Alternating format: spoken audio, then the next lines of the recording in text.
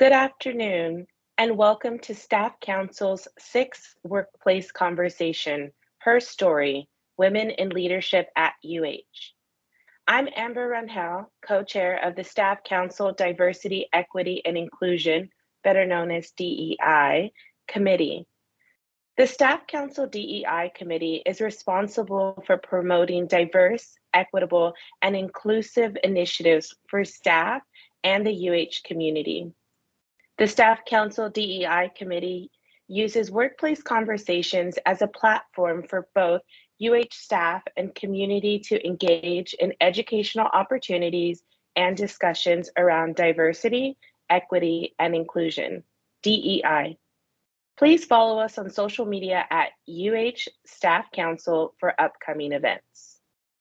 Our story this afternoon is centered around hearing from three dynamic female leaders on campus, focusing in on the state of women in the workplace, getting an inside look at the work-life balance of a staff member pursuing a PhD program here at UH, and a glimpse into the magic that helped another staff member excel, lead, and earn their PhD while working full-time. A friendly reminder to turn off your cameras unless speaking. Today, we want you to get comfortable, get engaged, and hear stories live from our hustling and bustling campus.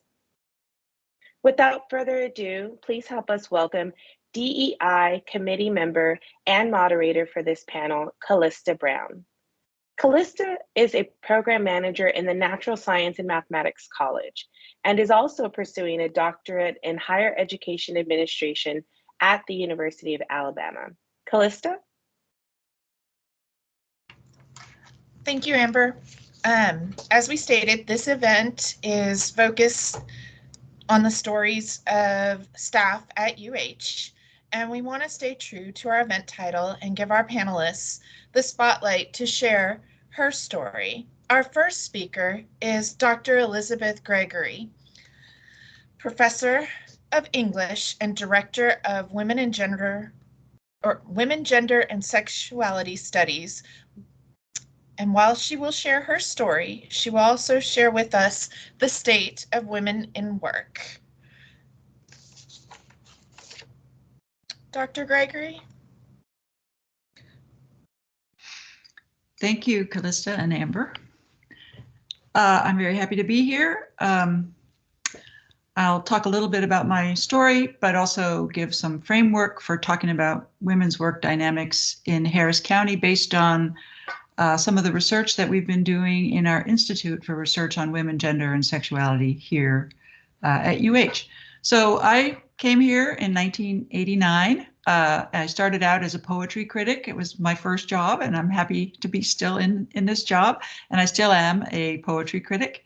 But along the way, I became the director of WGSS, and I started a family. And I came to the same realization that every other woman who has kids has experienced, which is the realization that the world isn't structured to support working women with families.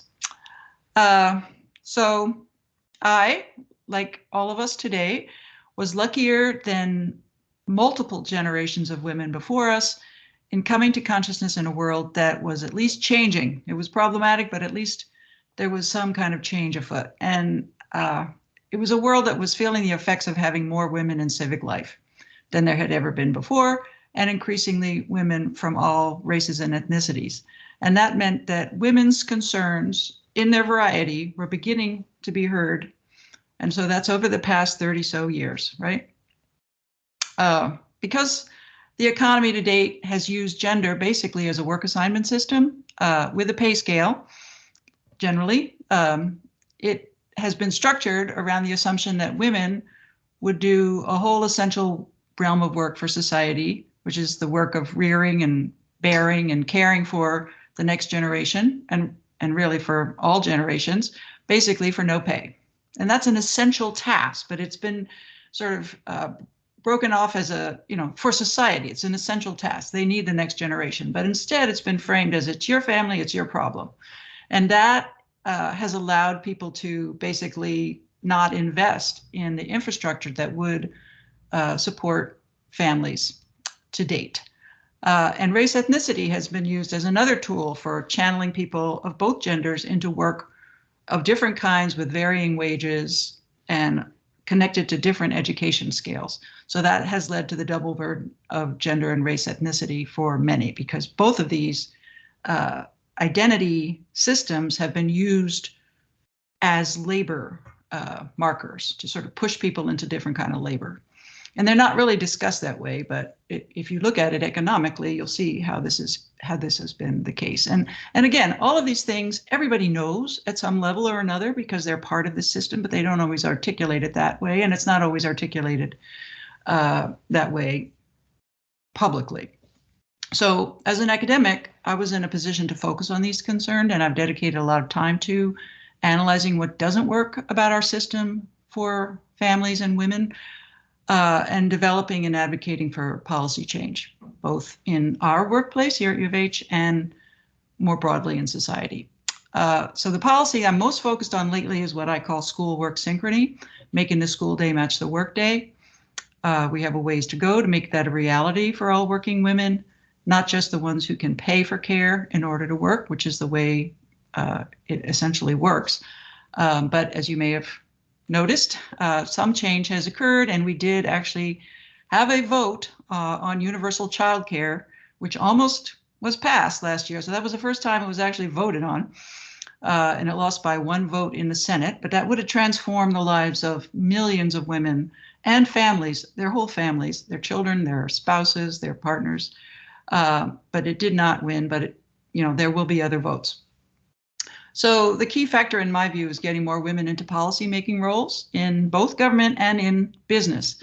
And that includes the education business, our workplace. So that's the only way to build an inclusive economy that monetizes the care work that women do and basically have had no option except to do for free to this point. That means paying people a decent wage for doing care work. So if we had an infrastructure that provided affordable, good quality childcare, that would allow moms and dads to work consistently and bring home more money. It would give children more preparation for kindergarten. It would grow the economy by paying fair wages to childcare workers, who would then spend it in the businesses around them, and everybody would benefit. So I don't have a lot of time. They asked me to talk about women in work, and that's a big issue. So I just thought I would frame it in that way and show you a few charts, and not really going into analysis, but happy to talk about it further. So can you cue that up? Is that the way it works? Right. So this is our institute. And basically my thesis is we can only do it if we do it together. So these are just a few charts that indicate not just the disparities nationally, but specifically here in Harris County. So in our county, women's wages are lower relative to men's than in comparable urban counties. So those other counties are Cook County is Chicago, New York, LA, and then Texas as a whole and the US. So here is green is Harris County, and you can see the breakout. These are women's wages broken out by race, ethnicity, compared nationally, Texas and Harris County. We're doing worse here in Harris County across all race ethnicities. And that variation is both due to bias within the work system, but also levels of education. So that's a key part of what I think we're talking about today. But what kind of education is provided that allows people to get into jobs that would pay them better? And we know that there are huge disparities here in our county as in our nation. And that results in equally huge disparities in wages. And the darker element in each of these pairs is women, and the lighter element is men across race ethnicities. And that just is basically the specifics on the same data that was in the same in a prior slide. So you see that there are huge disparities, and people not only are making less, not only do women make less, but of course, race ethnicity is a big factor in difference among men's wages as well. The other factor that I pointed to was the lack of support for families. And the school work synchrony point that I made was just that there's a lot of time when parents are at work and their children are not in school.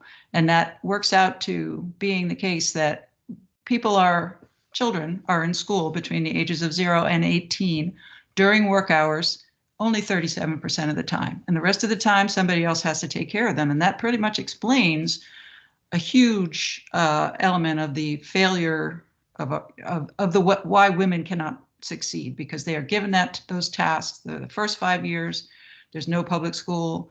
3 months out of the year, there's no public school, and school lets out at 2:30 or 3 o'clock. So who's supposed to do the care? And we know the answer to that. So that is a huge factor in our society. And then we also like to connect a lot of these dots in terms of the situation that can create hardship for women, because fertility is clearly an issue for women in a way that it often is not for men. Sometimes it is for men as well, but 1/3 of children in Harris County are being raised by a single mom.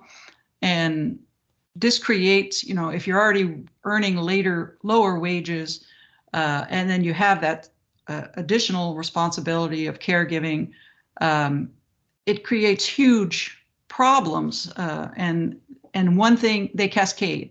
One thing can lead to another in terms of health and depression, but also it makes you vulnerable if you are in a relationship. If you fear that if you're dependent, if you fear that if you left, you wouldn't be able to support your children, that may cause you to stay. So there are just many levels of experience that are very negative for women that are not addressed, and that would be addressed if people acknowledged, that wages have to be equitable in order to support families and society overall, and also that education has to be made more equitable in order to give people equal chances and to provide the kind of infrastructure that is needed to allow people to work.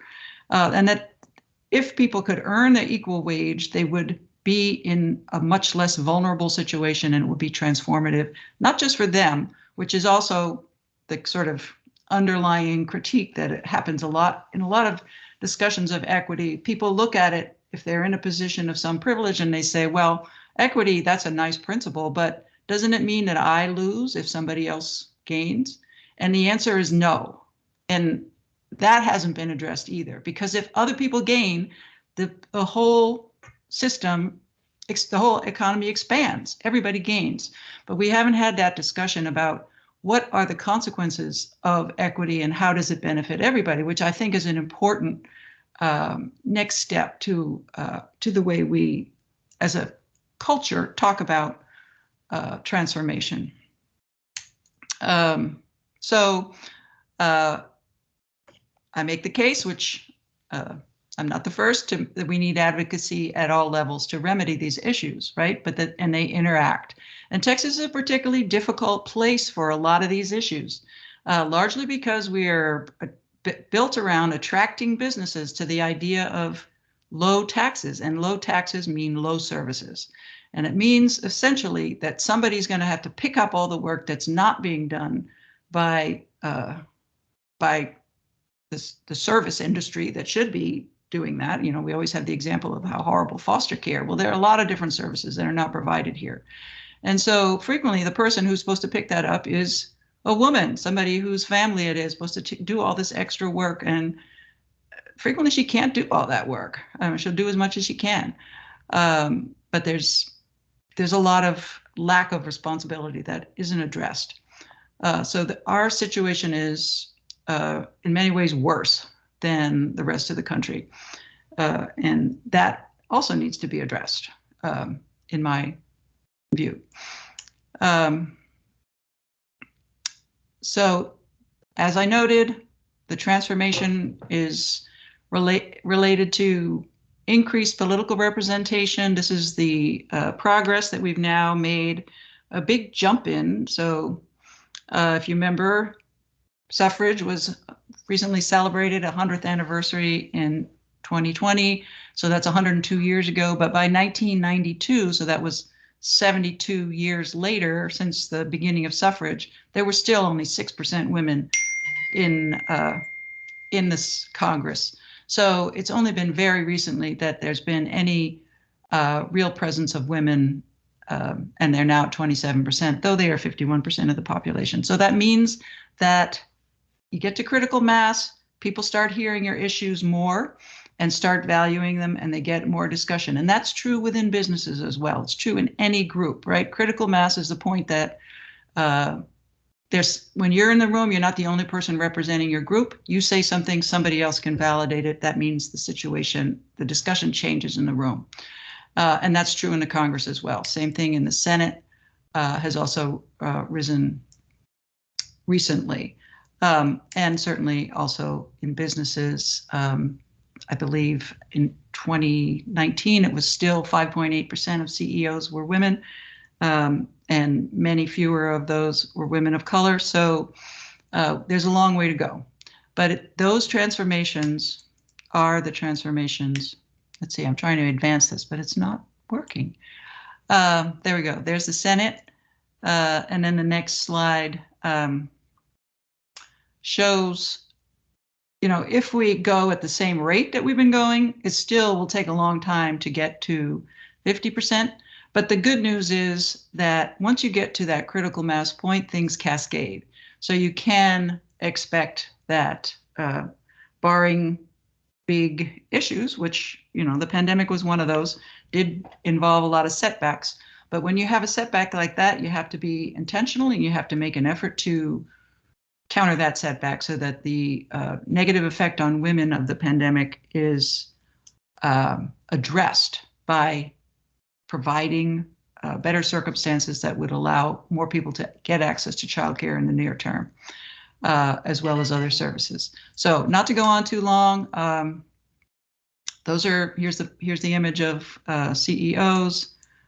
I can show you a lot of different charts, but the goal, as I understand it, is to support one another as we move toward critical mass. That involves bringing people up behind you as you climb, and making sure that you are transformative in terms of changing policy in order to grow the pool and see the bigger vision of social change and social prosperity, because we have such an engine, potential engine for the nation in women and people who've been excluded by race, ethnicity, immigration status, all kinds of things. If those people's energy is supported and released into the society, there's no telling how much growth we would see. And it's something that we as a group can do together. So thank you for having me.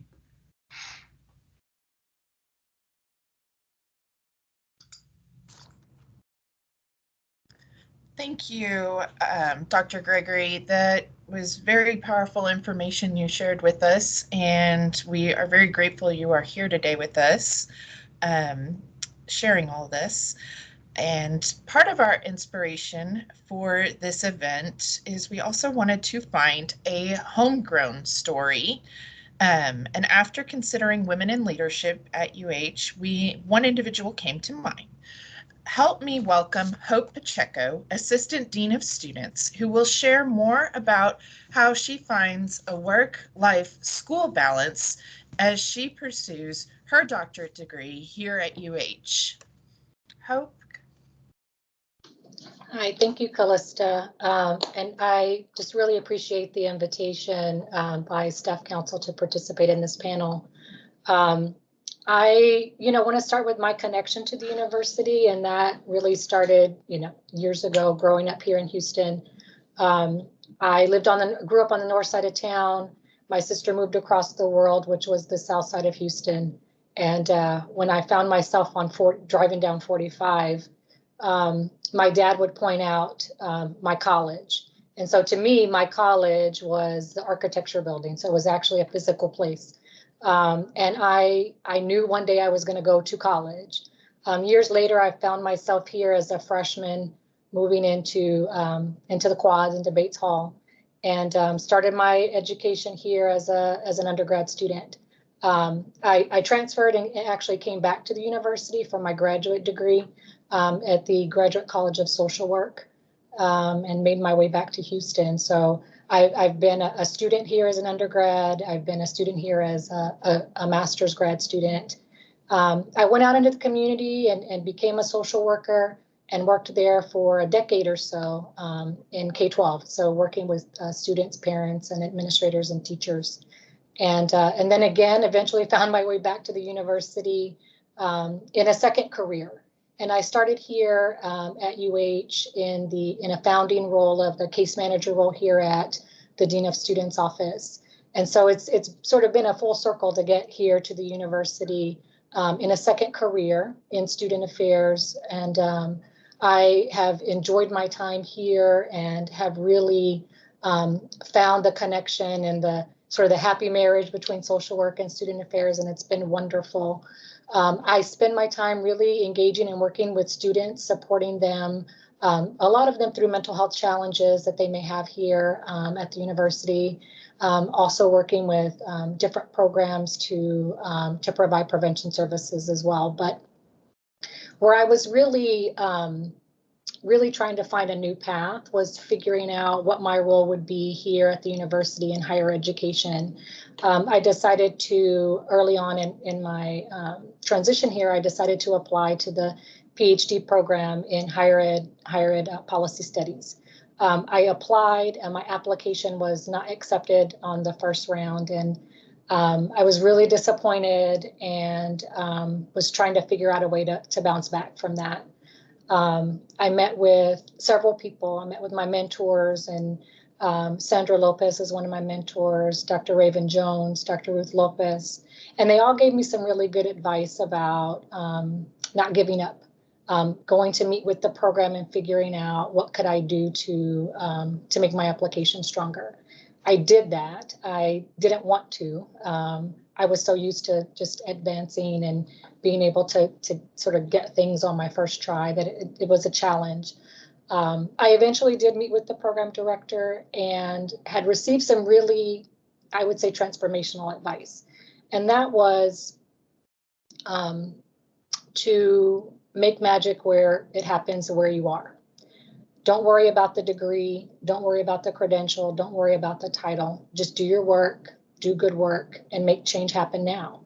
And I really embraced that, and that made all the difference for me. So I really just started to dig into the work, really building relationships and looking at different ways that I could make change where I was, in the position that I was in and in the position that I wanted to be in eventually. So that took a couple of years. I eventually did, I applied again to the program, while at the same time, my career, my job position changed as well. So it expanded to an assistant dean of students role. I will say, as a mom of four, as a working parent, I wasn't sure if I was going to be able to do all of those things at the same time. But I was also observing folks in my office, in my area, mostly men who were doing it all at the same time. And so I started to question myself, if they can do it, why can't I do it? If that's not a concern for them, it doesn't need to be a concern for me. So for me, I was bumping up against sort of socialization that I had about being a mom, being a working mom in school. And I sort of threw that out the window and decided to make my own way, and I was going to do it. So I've been in this program as a part-time student for 3 years now, and also advancing in my career and really enjoying all of it. I will not tell you that it is not difficult. It is very difficult. But I think the thing for me that I had to learn to reframe, and I'm going to say even sort of give up. I was chasing this image of what a perfect balance would look like.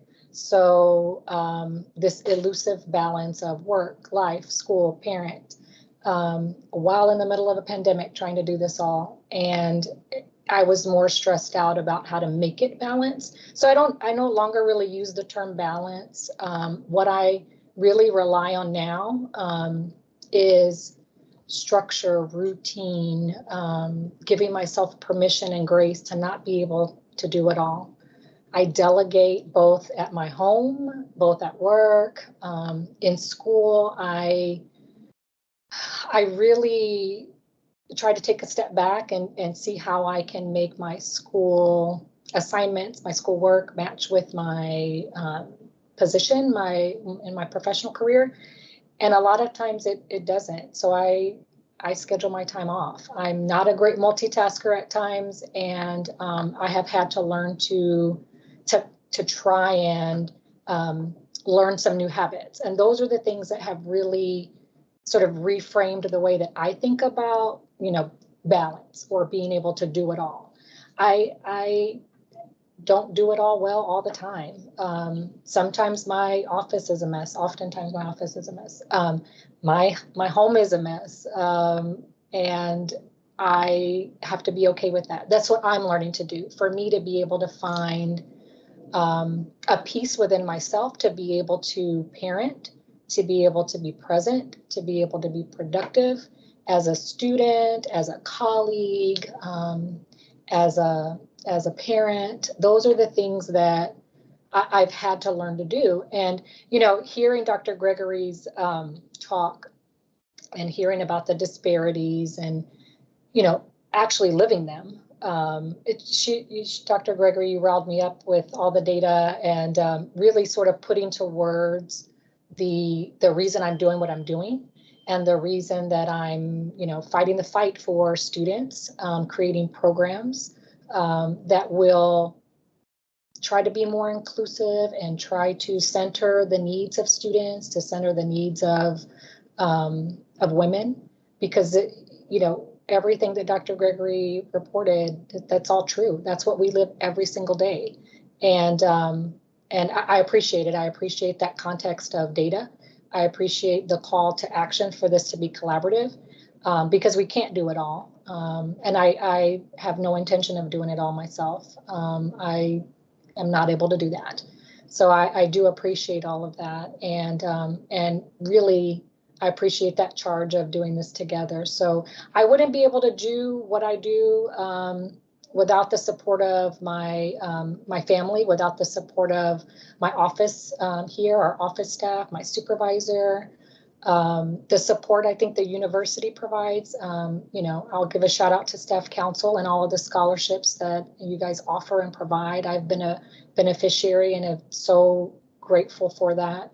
But it does take many people. And for me, I will say a reframing of the way that I see myself and the way that I am able to be present and to be productive and to work through it. And it's not, it's messy. And I'm just learning to embrace the messiness and look for help to do that. So that's my lived experience and my story, and I'm grateful to be here. So I appreciate all of that. Thank you.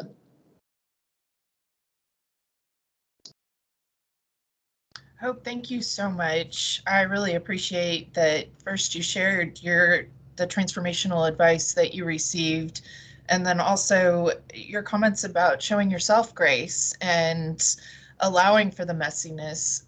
That's very important, and I can definitely relate to that as a student and working professional as well.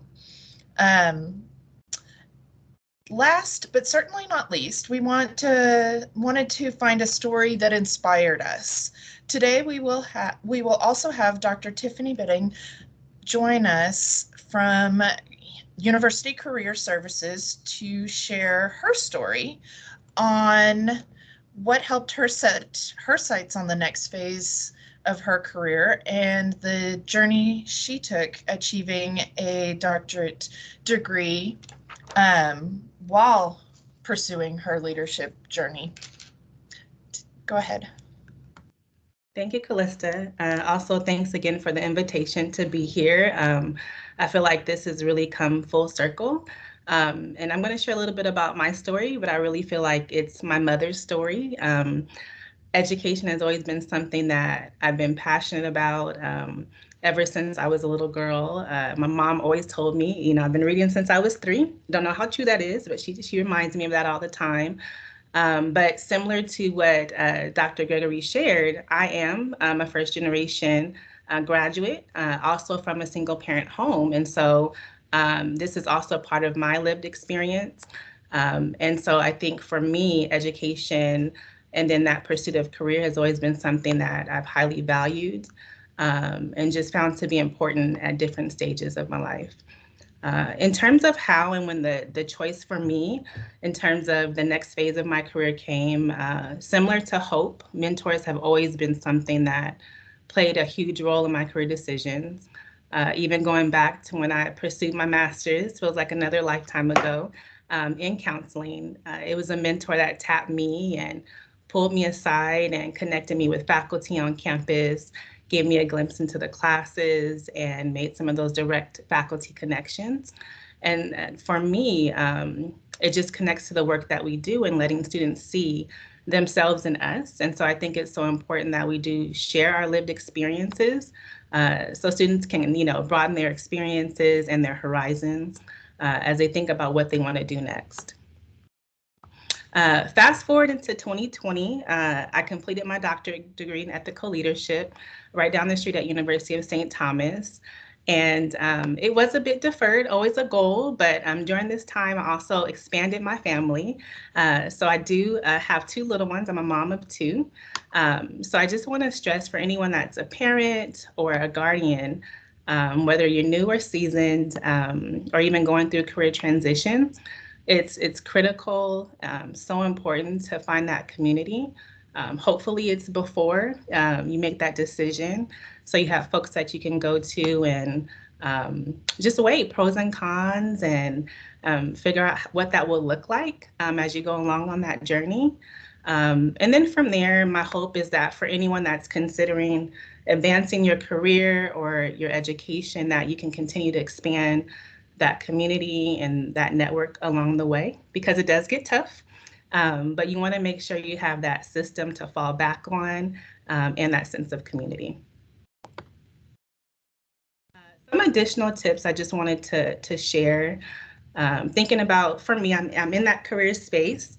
So it's a little bit of networking, but then also we're always stressing to students about taking the time to seek opportunities to stretch yourself and stretch your skill set and what that looks like. But aside from that, similar to what was shared earlier, just being present is so important, open-minded, receptive to new opportunities, even if it doesn't make sense in the moment. Just kind of going along for the ride is something that I've learned from my experience.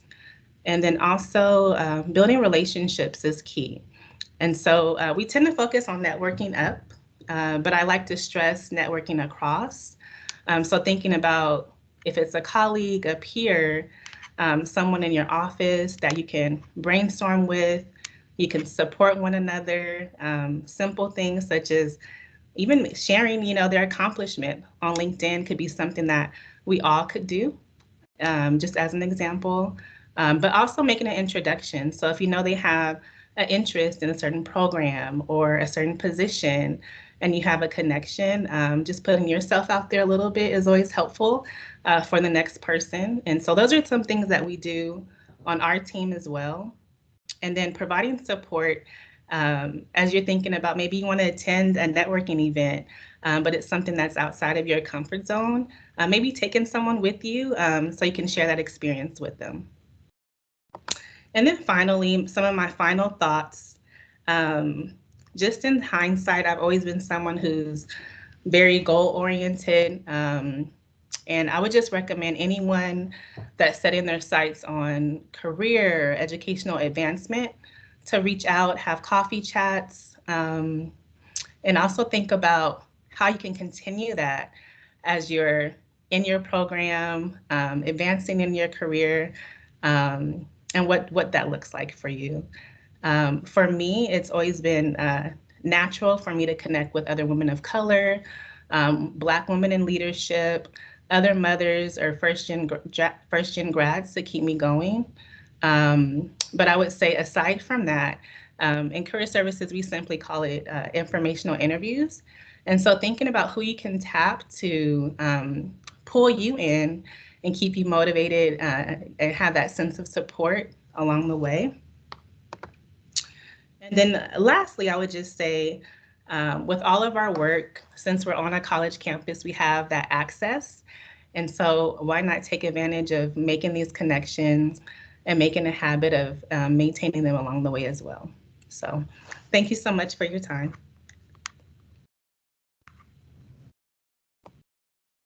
Thank you, Tiffany. We really do appreciate you joining us today. Those were great tips and advice for us.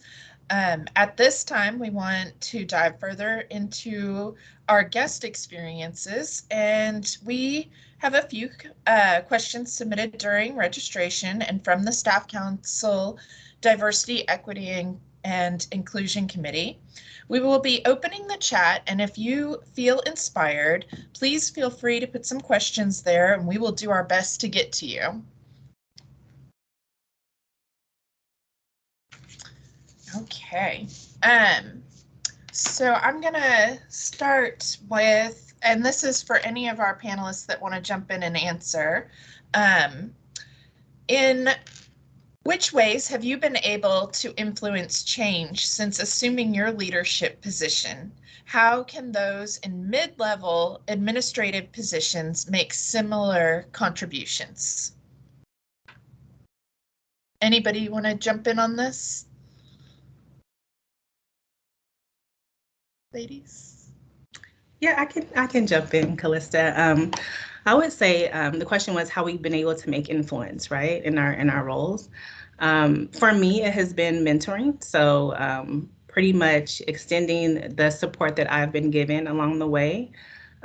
So most recently, I provide mentoring and support for other students that are in graduate programs here on campus. And we have a sister circle, and we just provide support, conversations, a safe space as they're navigating different situations in the workplace or in programs. And also the different identities and roles that we do hold and have. And just it's nice to have a place where you can kind of share experiences and then also resources. I think that's important too. And so not necessarily position comes into play, but just being able to show up as a woman of color or human and provide support to each other. I think that's really helpful. It's been helpful for me, regardless of position title that I've held, but to be able to support and share similar experiences.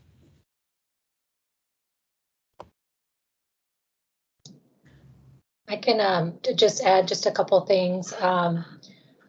I appreciate Dr. Bidding's reference to mentoring, and that certainly is something I think that as a practice, that is something that, again, regardless of position or title, that is something that we can practice participating as mentors, but also having the benefit of being mentored. So I think those are also ways that students can see demonstrated what we as mentors might also need mentoring. So I think it's a good way to sort of see that full circle when we are able to have all those full relationships. So I've been able to do that in my role, in my position. But one thing I'll say that I have really pushed for in my position and being able to advocate for stipends for graduate students. So we do, as a profession in social work, our students are required to have an internship unpaid.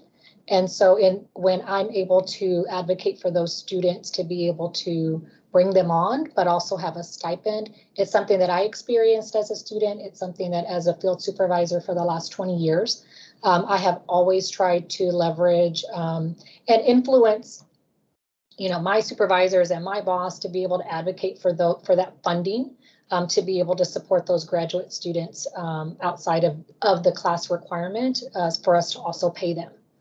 So that's one specific way that I've been able to influence and positively impact graduate students. So I've been in my role for a really long time. So over that time, I've had a lot of opportunities to work with different groups across campus. And for a long time, we did have a commission on women here on campus. That was for more, I would say 15 years. And that was a great opportunity because it involved people from staff, people from faculty, students, mostly it was faculty and staff, and administrators. But there was a lot of discussion that was happening around issues across the different communities within our community, right? So because people have very different kinds of tasks that they're working with, but also very different contexts in which they're working. And so we had an opportunity to have more conversation in that context. And there continues to be a advisory commission to the WGRC, the Women's Gender Resource Center, but it's a much smaller group. So I don't know, this opportunity that you've invited us, I think is a great way to continue that. And I don't know what other gatherings, but it seems to me, following on what Hope and Tiffany also said, is that community is essential in talking to other people and sharing information. I'm a big data fan, because if you have the data, then you can talk about it, and then you could say, look, it's not just like, oh, this is not good. You can say this is specifically not good in this way, and how are we going to address it? And having data is a way to spur conversations that you wouldn't happen if you didn't have that to point to. So I do think that that's important, but building community has been essential to what I've understood the job in WGSS. So WGSS is an interdisciplinary discipline, women, gender, and sexuality studies. That means we cross-list classes from all disciplines that talk about gender in one way or another. And that includes most disciplines. And we also teach students from all disciplines, because turns out they all have gender and sexuality, and they all want to talk about it. And so you can have an engineering student take an intro to WGSS or LGBT studies. So, we have communities of students that are coming together in our classes. We also have a big emphasis on interaction with the community, because identity-based programs have a natural constituency in the community, which is a big resource, because what we are studying in our classes is what women in the community are doing. So we do a lot of internships with community groups and things like that. So I think there are a lot of opportunities to work together, and we certainly offer stipends and scholarships within WGSS if people are working on dissertations or other projects, theses, doing studies that have to do with gender in some way or another. Apply for one of our scholarships. We try to make money available so that people can do what they want to do. That's our goal. We do a lot of fundraising in order to support our students, as well as our faculty and staff and our community. So it keeps us busy. But it's a resource. That's also the support network. That's awesome. Thank you for sharing that resource with us. I'm going to kind of change the subject just slightly a little bit. One question that came up was, when balancing work, life, and education, that's a lot for any one person to do at one time. Can you share your philosophy on self-care and some of your self-care practices? Anybody want to jump in first? I can, I'll go first. self-care is a practice. It's a muscle that you have to build, and it's something that you have to do every day in different ways. So it has to, it's also something that I struggle with, to talk the talk and walk the walk. So I can give a presentation on self-care like no one else, and then be able to sort of turn that around and make sure I'm doing that in my daily life. But the things I do, and I talked about that a little bit in my intro and in my story, is really, you know, establishing boundaries, creating routines, eating, drinking, sleeping, like the basics. These are the things that are going to keep us going. I think that the way that that sort of the term self-care is kind of can become a buzzword, and it's, you know, yes, it can be about, you know, getting a manicure, and yes, it can be about shopping and you know, some feel good things, but it's also about centering yourself and giving yourself permission to just be sometimes. And I think it for working moms in school, I think that in order for us to be able to be present, we're going to have to figure out the type of self-care that works for us. Not all self-care practices are for everyone. So I think it really is individualized, and I encourage people to try different types of self-care practices and routines. So it could look like meditation, it could look like true crime podcasts, it could look like sports radio, it could look like lots of different things. For me, I also schedule in a lunchtime, that is my sacred time, except for this panel. But usually I do not do anything for my lunchtime except have lunch and do one thing that makes me happy. So I think it's finding that one thing that you can do. But it's every day. It is a muscle. It is something you have to practice. So that's my philosophy.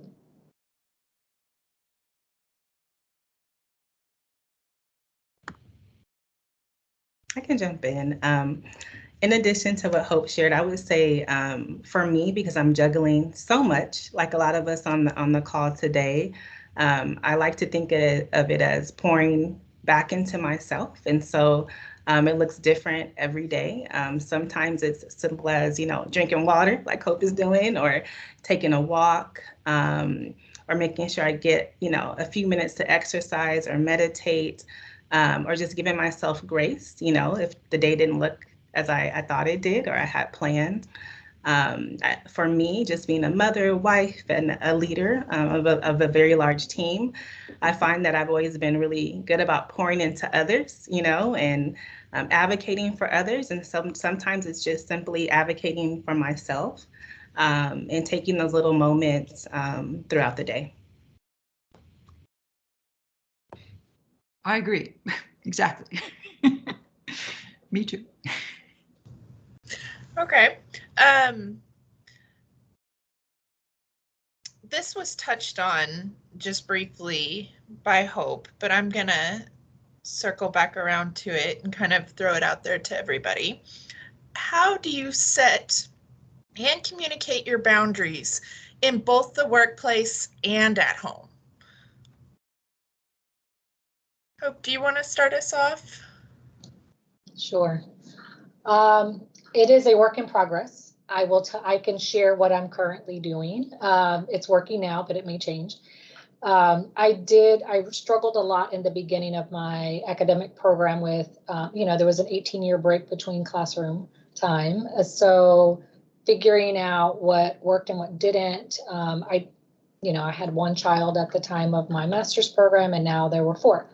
So we had a family meeting about expectations, and, mom's going to be working. And so being very explicit, I will say explicit with what I thought I needed. So as somebody that was coming into new to the program, I thought I needed certain things. I need a quiet, which I do need a quiet space, but I wasn't in the program long enough to really be able to understand all of the things that I needed. So what I would say is, being clear and explicit about what you need in the moment.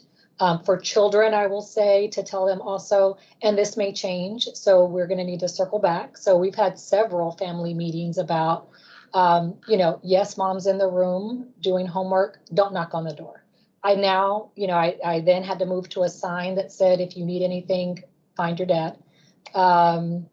There are certain times in the day that we've been very clear, either I'm going to work, in my office, or I'm going to be having to move to a different space. So again, being very explicit in terms of boundaries. This is what I'm willing to do when. For work, I will say that for me, some of the things that I've done as a part-time student is also being really diligent about my work schedule and my school schedule. So I will, at the beginning of the semester, take a look at my syllabus, plug everything into my calendar, request days off. If I know I have a big project, let my supervisor know this is my work style. I'm going to be taking off this time. If there are events or things coming up, here's when I'm most available. This is, during this particular work period.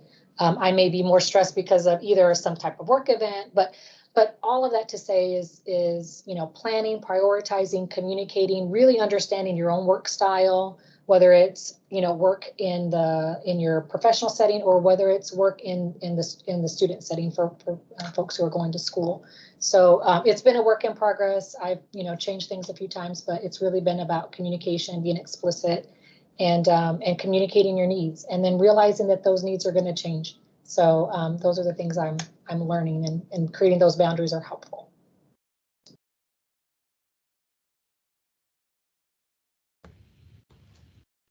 All right, I can jump in here. For me, yes to everything that Hope shared. But then also for me having a toddler, so I have a 2-year-old, and I had her during my doc program, and now a teenager. And so it really makes you take a step back and reflect, because they grow up so quick. And so something that's helped me in the workplace, at home, during the doc, which was 2 years ago, seems like yesterday with COVID. Just being present is something that's helped me so much. So if I'm in meeting with someone, even if it's impromptu or not scheduled, and they just want to chat, go for a walk, I feel like I'm really good about taking that time, probably too good sometimes. I lose track of time, but being present with the person that is in front of me. And so I use that same model at home. During my program, like I said, I graduated in 2020. It evolved. So it went from having that time for myself, where I was trying to, like Hope shared, find my groove again, because it had been a while since I had been in school, to, taking, at that time when we just had my one daughter, we'd go kind of to the coffee shop, and that would be, our homework time. So we kind of, made that being present with her, but also, kind of seeing her mom in action. But then also just checking in with myself. And so that's something that I do every day. I think being balanced and setting boundaries is really challenging for me, and I think everyone. But I think checking in with myself and seeing what do I need in the moment, and then communicating that with my support system or my team has been really helpful.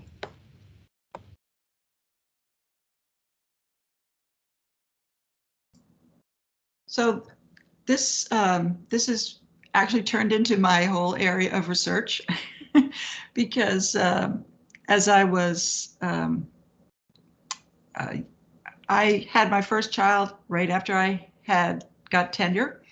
So I was 39 years old at the time. And that's not a choice that everybody wants to make. But it made sense just given things that had happened in my life over time. And I ended up with a colleague doing a project. We realized that actually people were having children later than their mothers had across the board, and that this was something that had changed in society related to the invention of birth control and the way people were making decisions about education and all of these factors. And so I ended up interviewing more than 100 women about their experience of starting their families at or after 35 by birth or adoption.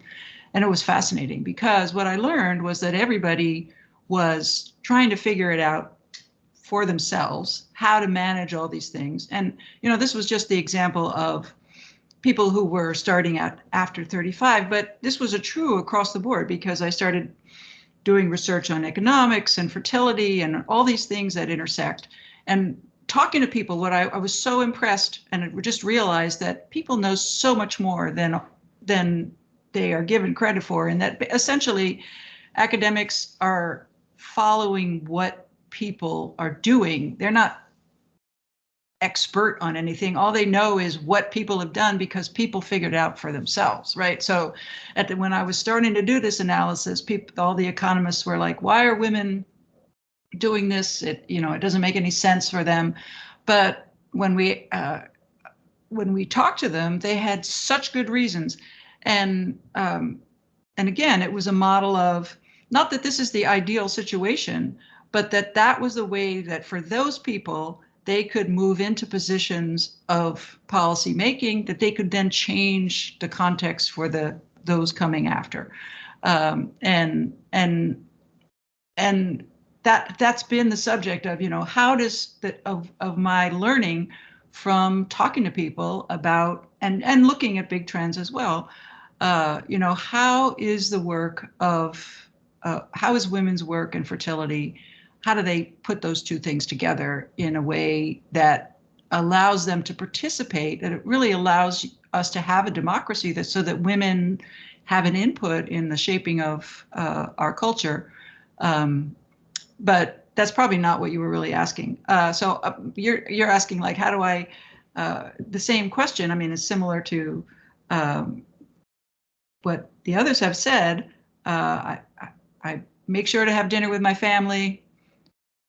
I have a collaborative spouse, which is a very lucky situation, and we share child rearing as well as housekeeping and things like that. And that means that it's that gives me opportunities to focus on my work, but also spend time with my family. And when I need to, just focus on my work. And sometimes they'll just come and say, you can't focus on your work, you have to talk to me. And then I talk to them. So as was noted, it's an evolving situation, and things, you adjust to meet the needs of the context in the moment. But it's a group effort. I mean, that's what I've learned, is everybody's figuring it out, and everybody's looking at everybody else, see how they did it, because it's hard. Definitely. Thank you so much for y'all's advice and comments on these questions. We want to be very respectful of everybody's time today. So at this point, we have had a very powerful discussion, and we're going to wrap it up here with some final comments. But please join me in saying thank you to our panelists for sharing their stories, perspectives, and experiences. And I will also direct you to the chat. Our panelists' bios and the resource set are available in the chat if you want to take a look at those. And at this time, I want to welcome the Staff Council President, Denisha Allen, for our closing remarks. Thank you, Callista.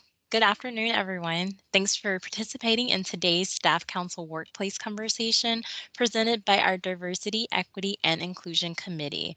Staff Council is currently preparing additional staff-focused events and programming to help staff remain fully engaged and increase staff morale.